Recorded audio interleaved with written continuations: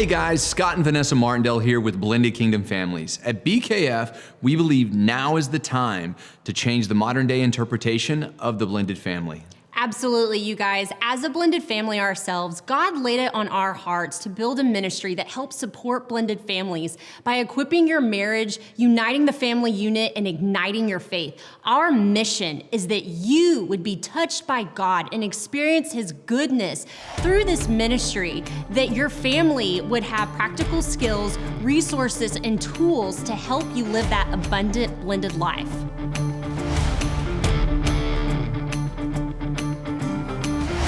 Hey guys, Scott and Vanessa Martindale here with Blended Kingdom Families. So glad you are with us. We are ready to get rolling. Brittney Moses from LA is with us today, and we are so excited for what you're going to bring to the podcast. Thanks so much for having me. I'm looking forward to this. I was sharing earlier that this is my first time having this kind of context of a conversation, blending within families, which has been my whole life. So I'm looking forward to it. Awesome. Yes. Well, Brittney, we're so honored to have you. And I just want to share a little bit with our audience about you. So you guys, Brittney is a Los Angeles native, and she's passionate about seeing this generation live on purpose. She is a smart cookie, and she studies psychology and research assisting at UCLA. She leverages her platform to reduce stigma and assist with helpful information at the intersection of faith, culture, and mental health. She's a certified recovery support group facilitator with NAMI, which is the National Alliance of Mental Illness. She's also a crisis counselor with the Crisis Text Line. But most importantly, she is mommy to her sweet son, Austin, single mommy, but soon to be engaged and about to blend a family. So Brittney, again, welcome. We are so excited to have you. Thank you. It's so exciting to hear that. Just thinking about our journey and now it being here is so exciting to hear you say that out loud. Yeah, it is exciting. Well, Brittney, just, first tell us a little bit about you, your family, anything, you want to share what you guys like to do, hobbies, anything like that. Yeah, it's really interesting because when you guys came to me and I was hearing about your podcast, I was like, wow, this is really fitting because when I look back, my whole life is a past and a current future of blending families. So I am from Los Angeles, California. I'm a Los Angeles native, and I had my son at 18 years old. So my son is about to be 11 now. He is taller than me. I don't know how to handle that. He's a big guy. and I ended up going through a marriage really early on in my life, just kind of thinking it was the next right thing to do. I was young. I had just come back to Christ. I was born and raised in the church. Actually, I was the kid running through the pews. My parents were young adult ministers. And so I kind of fell away from the faith in my teens. My parents had gone through a divorce that was very, very hard, and they met new people, and both of them. And so I found myself having to blend a family on my mom's side with the person she was with, his sons, and then on my dad's side, the new woman he was with, blending with them, and in the midst of that, I was going through my own thing. I fell away from my faith, kind of came back around after I had my son at 18 years old, got married very young. And then unfortunately, we did go through a young divorce. His father kind of was going somewhere else with his life, probably wasn't really ready for marriage. I'm not sure if we both were, but obviously we got the blessing, which is my son, out of that. Had to go through a lot of recovery from that. I think I held a lot of stigma being a young divorced Christian woman, kind of felt like the scarlet letter, I could say.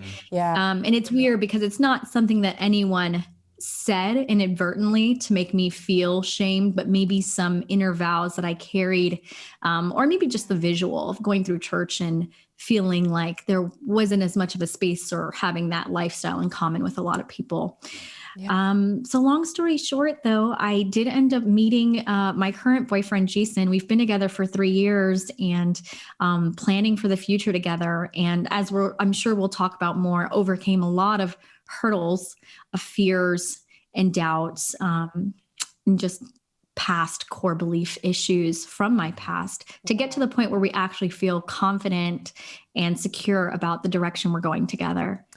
Yeah, Awesome. I love your story. And you touched on something, and I just want to go back to it real quick because I think it's such a big point. When you talk about inner vows and when you talk about overcoming them, and again, whether they are inadvertently kind of put on you from indirect sources, you know, things that the way people look or maybe what they don't say, or based upon your experience as a young married person and then going through that, creating those inner vows, I know that they are a powerful force in driving future behavior. Yeah. So can you talk about how you overcame those? What did you do, and was it very intentional, or how did that come about? Yeah, it's really interesting because I kind of feel like I overcame two sets of inner vows. So the first one was when I was married going through divorce. I had the inner vow that I was never going to be divorced, that whoever I have my child with, that's who I'm going to be with for the rest of my life.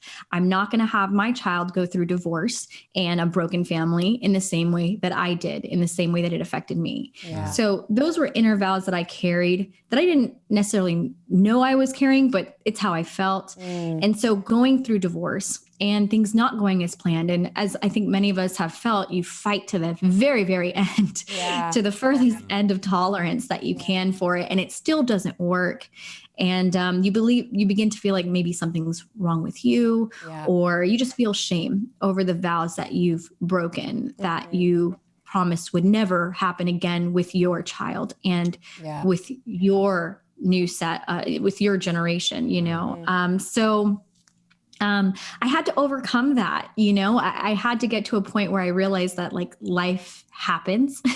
And what actually inadvertently ended up happening was my son ended up being one of the reasons why I realized it was a good thing that it ended, because my ex at the time, he was in kind of a lifestyle of addiction, and there was some infidelity going on, and just some really harmful toxic habits, that if my son would have grown up seeing that and exposed to that, I believe that could have really affected him in another direction. So it was like, okay, well now for me, I always kind of use this picture. It was like, okay, this is a sinking ship. This ship's going down. Either me and my son are going to get out and swim, or we're going to go down with him in the ship. You know, and I gave him my boundaries. I said, you know, hey, if you keep doing these things, you're going to lose us, you know, you're harming us when you make these choices. And offered to get help, you know, with him. Hey, we'll be with you to get more help. Long story short, he decided to go a completely different way. And that was his choice. So I had to reverse those inner vows. I think I just had a night where I was journaling through like what I was believing and what I was expecting versus what happened, and had to come to a place of saying, you know what, maybe this is a beneficial thing to be going in this direction for my son. My son was at first the reason why I believed we had to stay together. And then I realized that was probably the reason why we needed to go in another direction.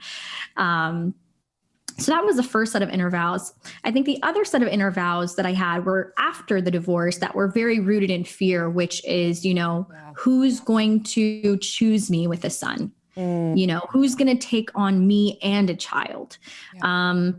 Just this feeling, I think, of being maybe leftover in a way, having inner vows, believing that I probably would not find a good relationship after this or something prosperous. I think I just lost some hope for the future. And so I actually did end up going to therapy and counseling. Actually, my first step was going through a mentor at church.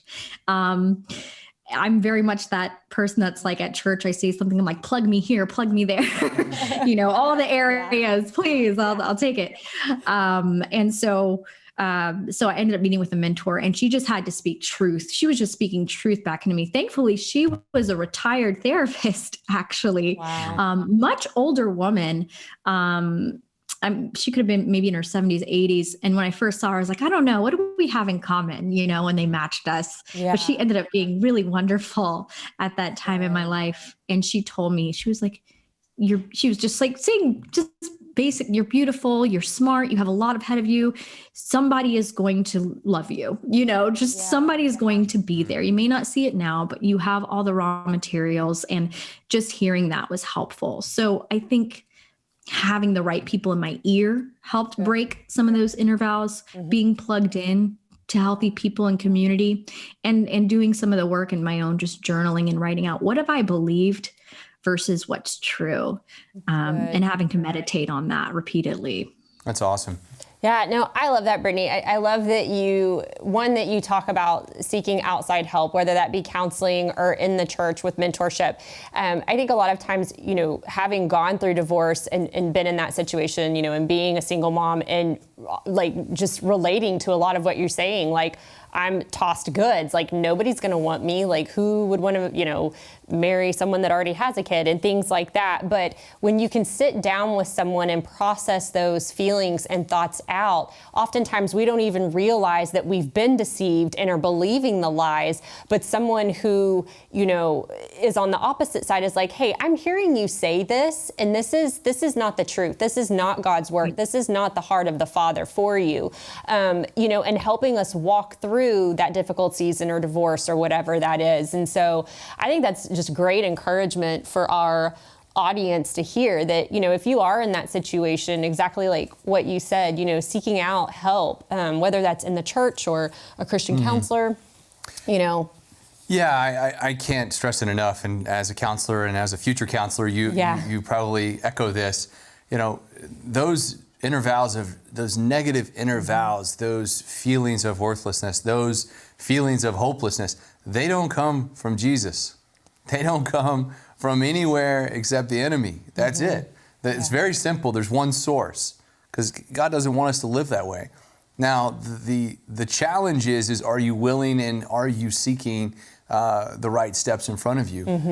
So as you guys talked about, finding a great mentor or finding a great Christian counselor, somebody who's just going to speak goodness and truth. Yeah. It's a powerful, powerful source on what your future is going to hold. So yeah, absolutely. Yeah. Brittney, when you and I were talking on the phone, I loved how we got on the topic of, you've been single and dating for, the past 3 years, and you and Jason now have... They've been dating for 3 years. Dating for 3 years. She was single before that. Single before that, sorry. Yeah. Well, technically single, but dating. You get what I'm saying. Yeah. Anyways, but you guys, y'all are getting to a point where, engagement is fixing to happen, and you've established this strong foundation in your relationship with one another. And one of the topics that we talked about was when you chose the right time to introduce Austin and Jason together. And we get a lot of questions about that. Like, when is the right time to introduce my child to the person that I'm dating? When is it? It's too soon. And I just really loved your perspective on this, because you guys have been dating 3 years now. And and some people would say, wow, that's a really long time. And I think it's different for every situation. But I just love just your heart and encouragement that you had to share with that. So if you could share that with our audience, we'd love that. Oh gosh, I kid you not. I was that person who was like Googling to see other people's answers. Like, what are other single moms commonly doing? Or it was just like, when do you introduce your son? Yeah. Just, I think kind of getting a consensus of what's normal for people. And I was even like in the single mom Facebook group, reading threads. And some people introduce very, very early on, and they're like, hey, I got to know if this works up front before I go any further with this person, and other people maybe waited a year. So for me, I realized that I didn't take anything from anything that I searched online. At the end of the day, I kind of had to use my own common sense wisdom. So we ended up waiting 1.5 years before introducing him to my son.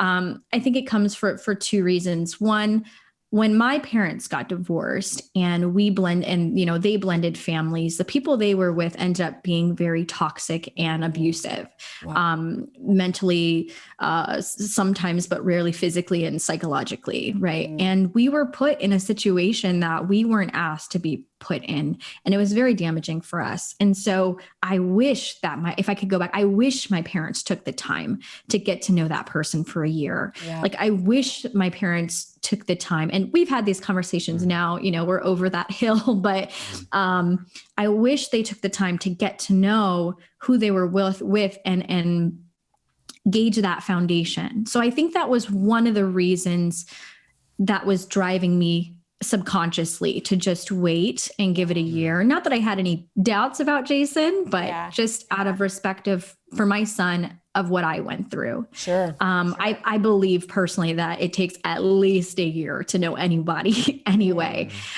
depending on how long you've known them. Jason was a new person to me. I think it's different if it's like a friend or someone you've known for a while. That could be circumstantial.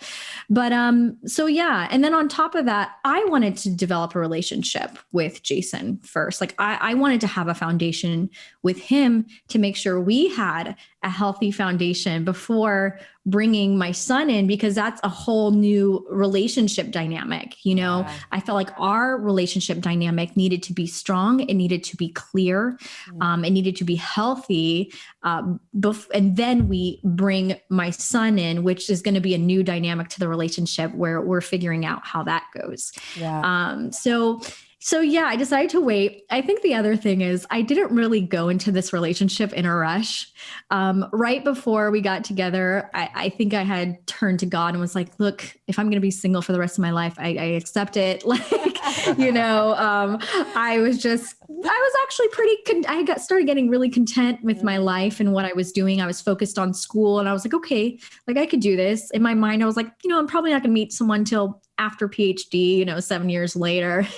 So when Jason came along, I wasn't in a rush, actually. I was very content with where I was. I wasn't in a rush to get married. I had already been married, and that kind of went down the drain. And I had fears about that I still had to work through. So I still needed to deal with stuff with myself. I still need to get over the fear of marriage and relationships and things. And I wanted to build a strong and solid foundation with us before bringing Austin in. And I wanted it most of all to be organic. I didn't want to be ruled by fear or the need to control, because I feel like the more you try to control things, the more it controls you and unravels. So I just wanted it to be organic and seamless and natural, and for us to just continue to communicate. We could continue to communicate each step of the way, like at what stage we were comfortable with, introducing Austin and these different things into the picture. I have a question on that. It's kind of a follow-up question to this. So you said you waited about a year and a half before you introduced Austin. But my question really goes to, in that year and a half of dating, did you intentionally kind of keep Austin in not the focus of conversation? Because in my brain, this is what I'm thinking. You're dating a single mom, and I remember when Vanessa and I started dating, I knew that her son was the largest part of her life. So it made it very obvious that was going to be a focal point of a lot of conversations, because I wanted to get to know them. Now my question is, and I know a lot of our audience is looking at this going, well, when I start dating somebody, my kids at that point are the most important thing. So that's going to be obviously the focal point of all of it's the focal point of the entire dating epidemic. This is us, and I'm dating you to be a part of us. So everything we're going to talk about and do is going to relate to us. Did you consciously make different decisions? Because that's a long time to wait to introduce somebody. So, and it's that's a really good, Yeah, I hear where you're coming from. That's a good question. I think that I'm trying to figure out the best way, because I did not really make this conscious choice of this is what we're going to talk about, this we're going to not. Like, yeah, I talked about Austin a lot. We did. Like, we talked about like what his interests are and what we, something comes up that me and Austin are doing at home and we're talking about it and that. But I think also there was a balance there because also I wanted to get to know who Jason was, not just who like Jason was to Austin, because that would come as their relationship developed. But I was also, I would say it was a balance. I'm literally thinking about it now, looking back, because I've never been asked this. Definitely talked about my son a lot, definitely the focal point of my life. And he was very aware of that. Jason also has never had kids before, he doesn't have any siblings who have had kids either. So, he's learning through what I'm saying along the way about Austin. So he's not coming necessarily also from a background of like, oh, I have kids, so I'm used to hearing about kids all the time.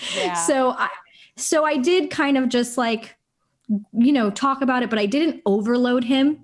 I did also spend a lot of time just trying to get to know who he was, because I think that my goal was I wanted to know his character. I wanted to see what his character was over time, because once I kind of got familiar with and knew the raw materials of who he was, then I could know if he would, how well the fit he would be, in our lives and for our families, which he's always been since day one.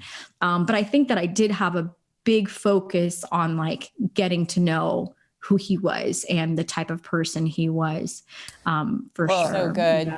And I think it builds to, I know we had a question that we're going to discuss and talks about anxiety, but it keeps going back to me. And I think there's a repeated pattern a lot with single parents. And it's the pattern of, I'm selling us, I'm presenting us, and that's not the natural way relationships develop, and it's not in line with the way God tells us the importance of relationships should develop. As he would say, marriage is the top, beyond the relationship with him, your marriage is the second most important relationship you have, then to your children. When you're presenting that kind of out of line to begin with. Yes, and then it fails because that person never got to know you individually. And then all of a sudden you have complete anxiety as a single parent about this process. So I guess the question is aside from doing things differently, which I think is a strong motivator, how would you deal with anxiety? Yeah. First of all, I'm so glad you said all of that, because that's exactly what it was. I think I did get to a point where I had done so much work up to our relationship on myself that I got to a point where I was content with myself and I was content with my situation with my son. We were settled, we were secure, and I had a future that I was preparing for. I knew I was going to school. I knew I was going to be aiming for my PhD. I was on a track. So I think I did get confident to a point where it's like, look, anyone who comes along is going to be an added blessing. I'm not trying to sell myself, anymore. I'm not trying to sell then that's the inner vow that I overcame. Like, we're not like needing to be a sales pitch to someone. We know we're great. We know we're good. Who are you? That was that turning point more so. So, when it comes to fear and anxiety, so for me, like I mentioned before, I came from a family where I saw nothing but failed relationships. Like I saw failed relationship after failed relationship. And then I went through my own divorce, which failed. And I had to completely rebuild my life as a single mom. So without, realizing it, going back to, I think, core beliefs, I would say, I had the core belief from all of that, from my experience, which is what shapes our core beliefs, that relationships don't work, that marriage fails, that someone's bound to get hurt or cheated on or abandoned or left. Because that was the only experience I had with relationships, So So I did have a bit of a fear. And I realized later that me telling God that I'm okay being single with Jesus for the rest of my life was me being dismissive. And it was a wall that I had because I had fears. Yeah. I did actually work with a therapist with, even up to the beginning of this year when we started talking about marriage, because I had a fear of marriage. And I knew I wanted to take that step with Jason. Yeah. Our relationship has been healthy. It's been wonderful. But I needed that push of truth back into my life. So good. But part of the reason why I think I didn't have a lot of fears is because we didn't rush it. In the very beginning of the relationship, I did not go into it thinking marriage. I went into it thinking I'm going to get to know this wonderful person. You know, I'm going to work on discovering them and I'm going to learn them. They're going to learn me. And, you know, regardless of what happens, I know that God has me. For a lot of people who've been divorced, I think you build this kind of resilience. And when you've been a single parent, like I've done this, I've seen myself overcome this. So I know if it comes down to it, I could do it again in the future and be okay. I can be okay.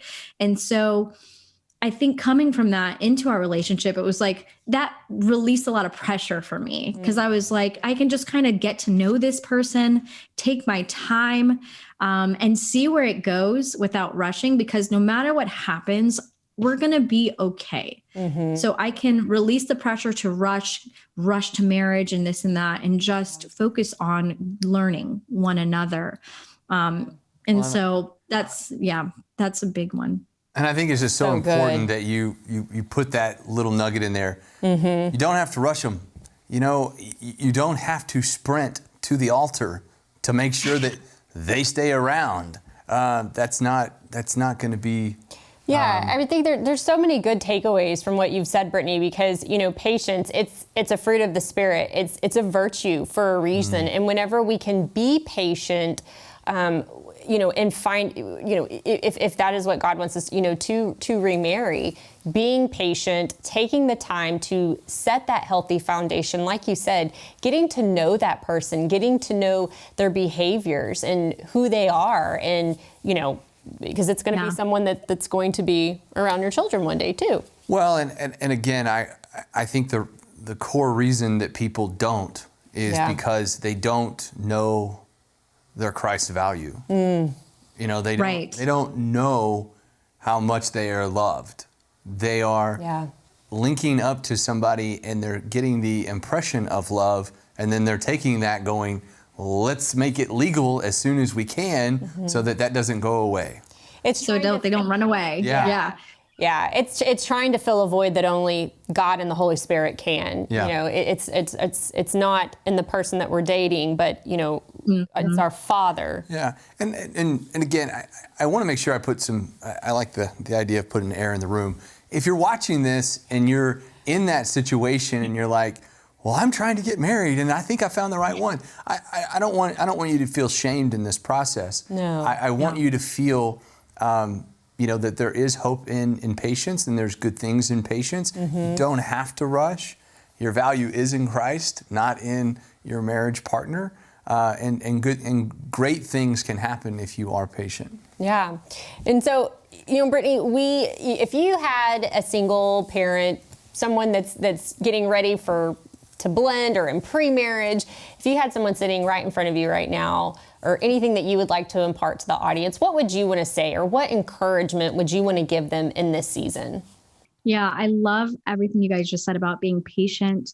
I think that theme has just been running throughout my life that maybe carried over to the dating side, because that's just the core quality of recovery and healing. I'm, you know, more so in the mental health world. And what I've learned is that time is your friend. Time is your friend when it comes to healing. Time is your friend when it comes to getting to know someone in recovery. And so obviously everyone's context is different. Some people have known the person that they're blending with for a long time, you know, so they may have seen them for a while, but especially for those who are in a new dating relationship, I do want to encourage patience. You know, we know that love is patient, love is kind.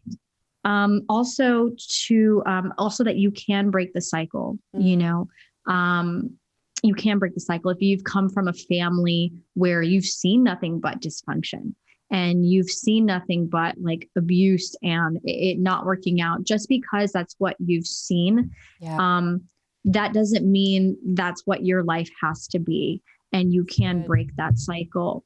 Sometimes we have limited beliefs because of our past. Like our beliefs about things can only go so far based off of what we've seen. And so I just want to encourage people to break those limiting beliefs.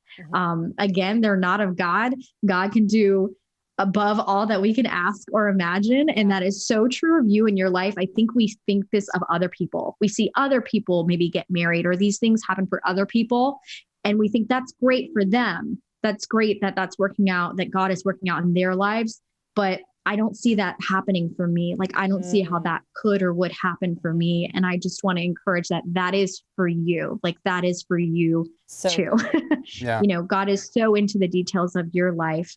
And again, to just hold on to hope, like hold on to hope, you know, because right now it can be very discouraging. I think we're seeing a lot of relationships not work out, or the world is just a crazy place to date. I always say like, glory to God, like when you do find something good, because I know I'm not going to minimize the fact that it can be hard out there to find someone, but there is someone. God knows, you know, he has seen, I love how the Psalm says, he has seen all of your days laid out before him, before a single day had passed. Like he knows how it's working out. So hold on to hope and, not have fear.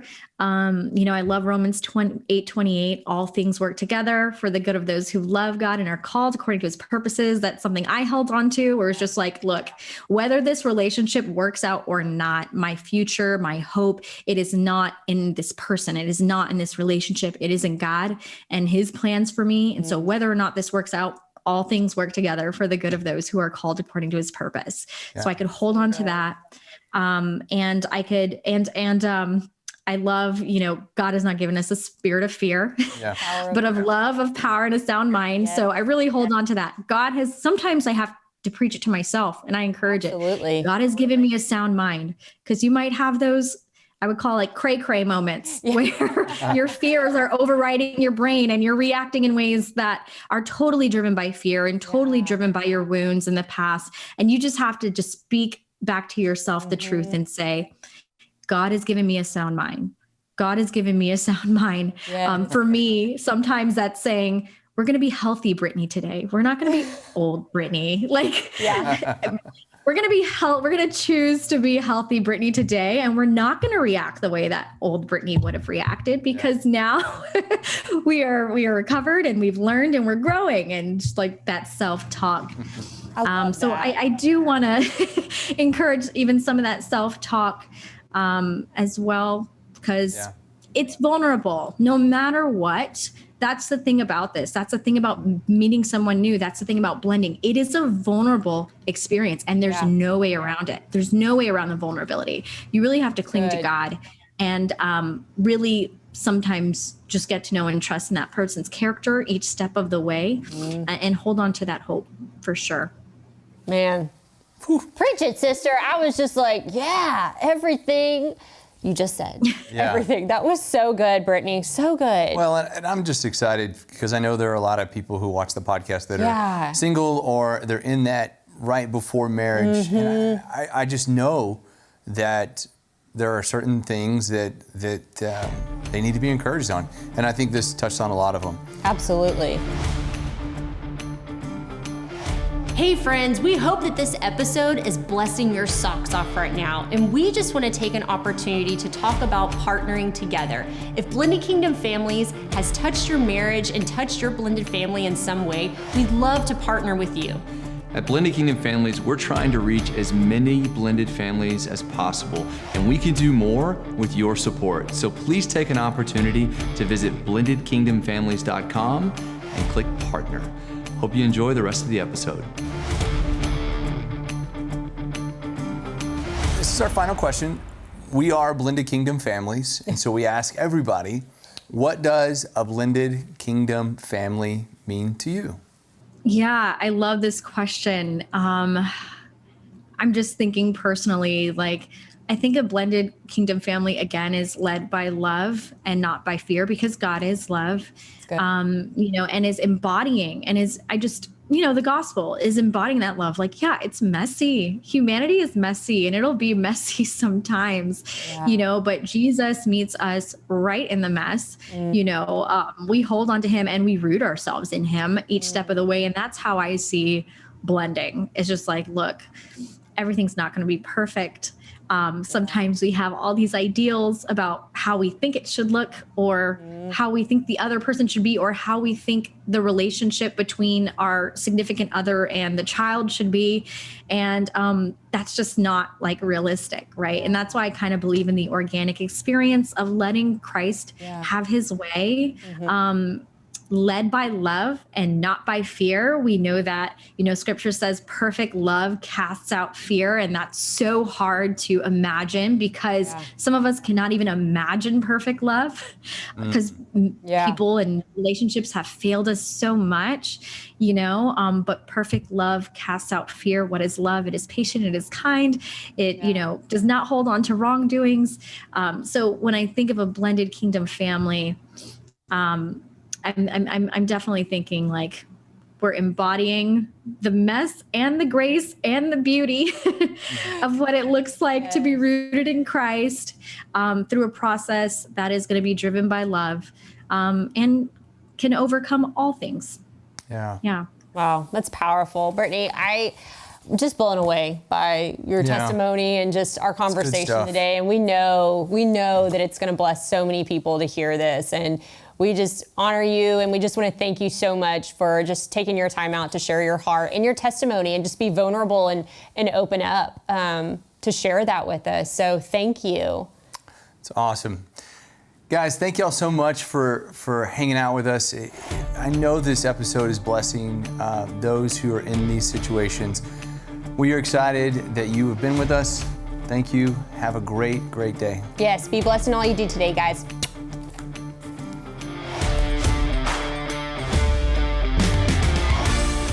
BKF community, we want to hear from you guys. If you would take the time to leave us a review, and you can find us on all social media platforms. Our podcast is like on every podcast platform, and you can visit us at our website at www.blendedkingdomfamilies.com. Yeah, guys, we're trying to reach every blended family all over the world, and we can't do this without your partnership. So please take a minute, like, share, comment, review, tell your friends. Tell them they can all go to blendedkingdomfamilies.com for great resources.